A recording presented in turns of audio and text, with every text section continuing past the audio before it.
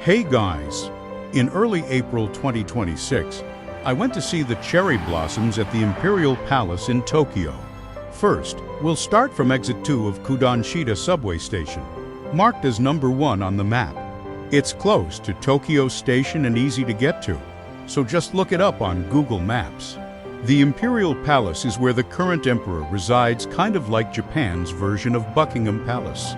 Today, I'm going to guide you a bit differently. As we take a slow, counterclockwise walk around the palace from spot number 1 to number 4 on the map, I won't just be giving you a travel guide. Instead, I want to share my thoughts on Japanese people and cherry blossoms. In Japanese, cherry blossom is pronounced Sakura. It's easy, right? From now on, I'm going to call them Sakura instead of cherry blossoms, so keep that in mind. When Japanese people go out of their way just to look at nature, it's usually for the autumn leaves or the spring sakura. There are actually many varieties of sakura.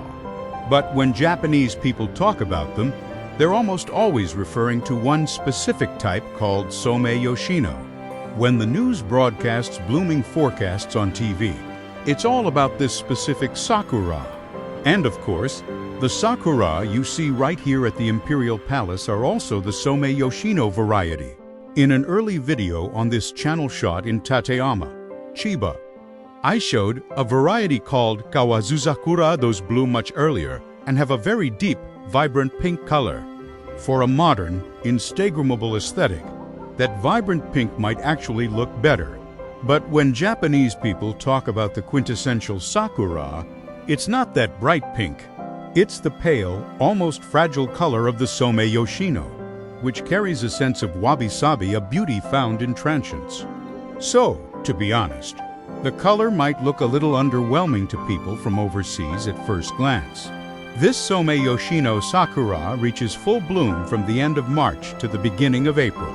Japan is quite unique globally because our school year actually starts in April, our spring break.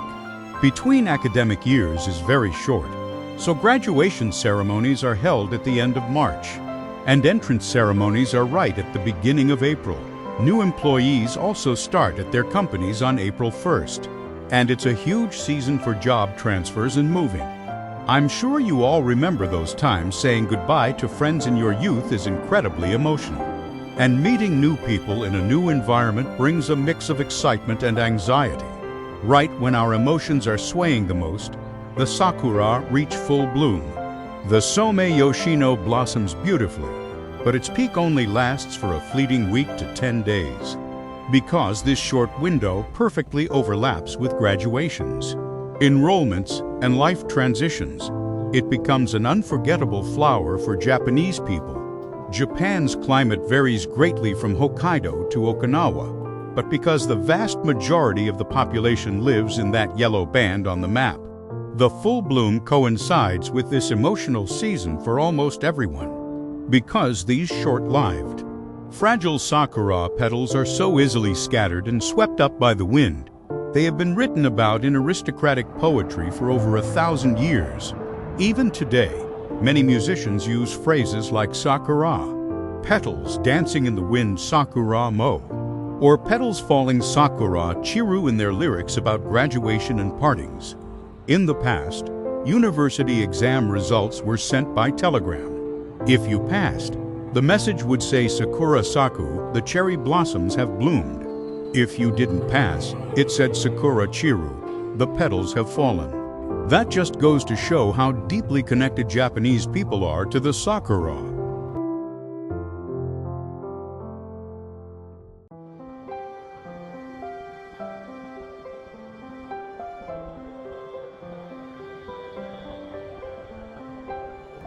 But Japanese people aren't always looking at sakura with such sentimental feelings.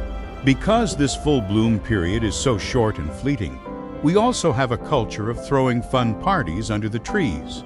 You can't have a party under these sakura at the Imperial Palace, but nearby Ueno Park is very famous for it. From the middle of the day, people lay down picnic sheets under the sakura, eat bento boxes, drink alcohol, and keep the party going into the night under the illuminations.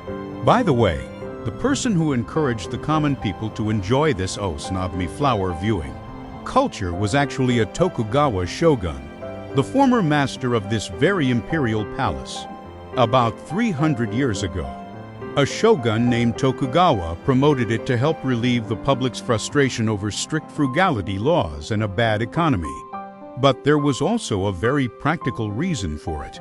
The newly built river embankments at the time were unstable, so they planted lots of Sakura trees, whose roots would spread and hold the soil together.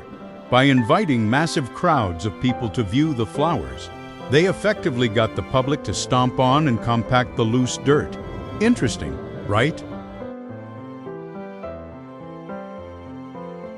If you find a Sakura blooming in a park near your hotel, I highly recommend buying a picnic sheet at a 100 yen shop, grabbing some drinks and deli foods from a convenience store or supermarket, and having your own little party.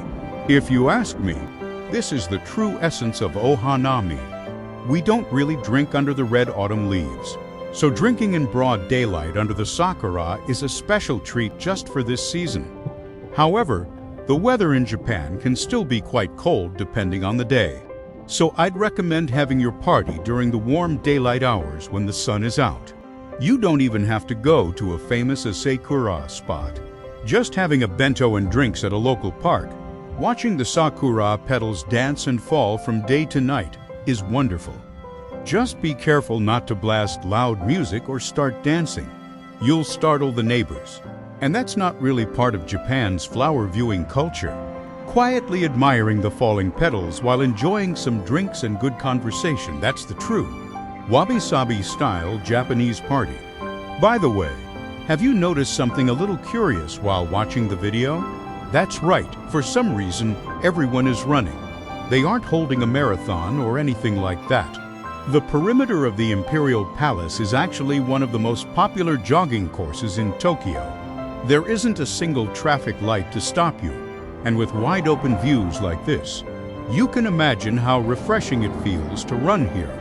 That's why so many people are out jogging from the early morning, going for a run around the Imperial Palace before heading to the office.